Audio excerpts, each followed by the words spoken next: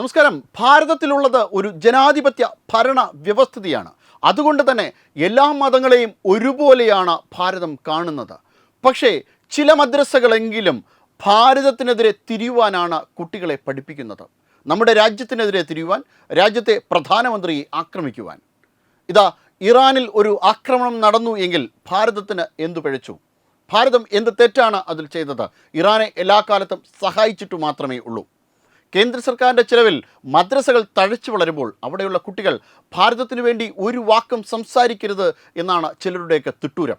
ക്യാമറയ്ക്ക് മുന്നിൽ ഒരു കുട്ടി പറഞ്ഞ വാക്കുകൾ വളരെയധികം ഞെട്ടിക്കുന്നതാണ്. കുട്ടിയോട് ഒരു മാധ്യമപ്രവർത്തക ചോദിക്കുന്ന ചോദ്യത്തിന് ഉത്തരമായിട്ട് കുട്ടി പറയുകയാണ്, ഞങ്ങൾ വലിയവരായിരുന്നുവെങ്കിൽ എന്തായാലും ഇസ്രായേലിൻ്റെ നെഞ്ചിൽ കുത്തുമായിരുന്നു. റിപ്പോർട്ടർ വീണ്ടും ചോദിക്കുന്നു, ഇതുപോലെ ഒന്ന് ഇന്ത്യയിൽ സംഭവിച്ചാൽ എന്തായിരിക്കുമെന്ന്. ഇന്ത്യ തന്നെയാണ് ഇത് ചെയ്തത് എന്നാണ് കുട്ടി പറയുന്നത്.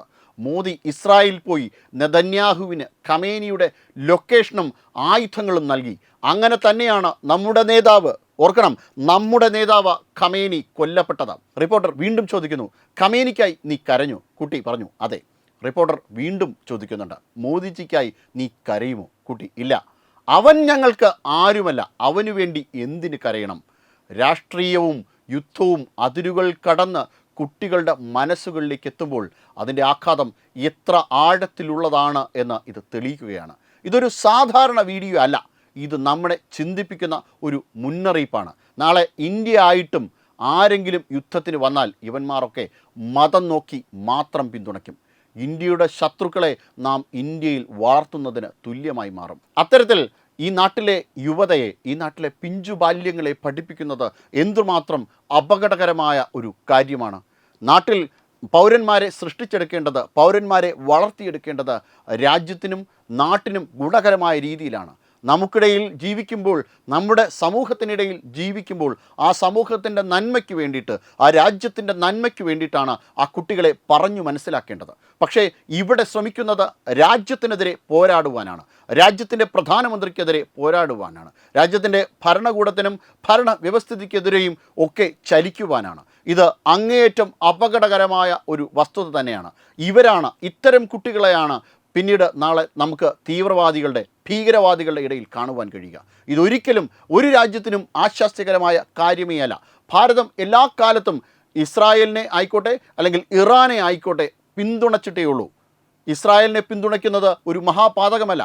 കാരണം രാജ്യം എപ്പോഴൊക്കെ അപകടത്തിൽപ്പെട്ടിട്ടുണ്ടോ, ഇന്ത്യയെ ആക്രമിക്കുവാൻ പാകിസ്ഥാൻ എപ്പോഴൊക്കെ തയ്യാറായിട്ടുണ്ടോ, അപ്പോഴൊക്കെയും ഭാരതത്തിനൊപ്പം മാത്രം നിന്ന രാജ്യമാണ് ഇസ്രായേൽ. ആ ഇസ്രായേലിനെ അല്ലെങ്കിൽ പിന്നെ ആരെയാണ് ഭാരതം പിന്തുണയ്ക്കുക?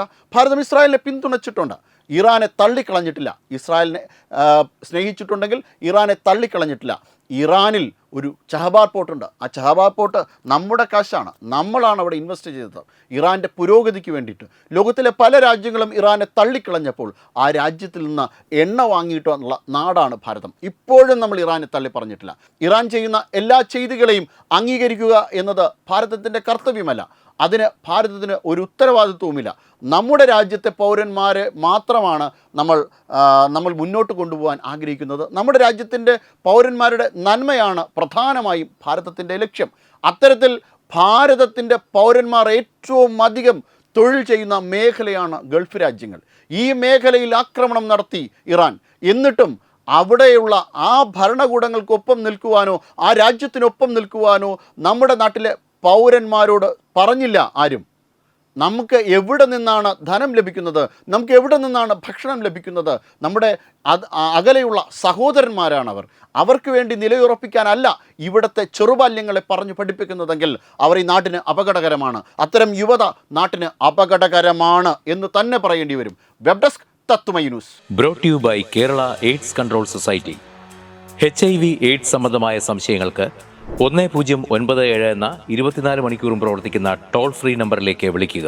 വാട്സാപ്പിലും ഫേസ്ബുക്കിലും ഒക്കെ സ്റ്റാറ്റസ് അപ്ഡേറ്റ് ചെയ്യാറുണ്ടല്ലോ. HIV സ്റ്റാറ്റസോ HIV പിടിപെടാനുള്ള സാഹചര്യങ്ങളിൽ കൂടി അറിഞ്ഞോ അറിയാതെയോ കടന്നു പോയിട്ടുണ്ടാവാം. എന്ത് തന്നെയായാലും മുൻകൂട്ടി പരിശോധിച്ച് HIV സ്റ്റാറ്റസ് അറിയൂ. സൗജന്യ HIV പരിശോധനയും കൗൺസിലിങ്ങും ആരോഗ്യ കേന്ദ്രങ്ങളിൽ പ്രവർത്തിക്കുന്ന ICTC അഥവാ ജ്യോതിസ് കേന്ദ്രങ്ങളെ സമീപിക്കുക. നിങ്ങളുടെ സ്റ്റാറ്റസ് എന്തായാലും വിവരങ്ങൾ രഹസ്യമായി സൂക്ഷിക്കുന്നതായിരിക്കും.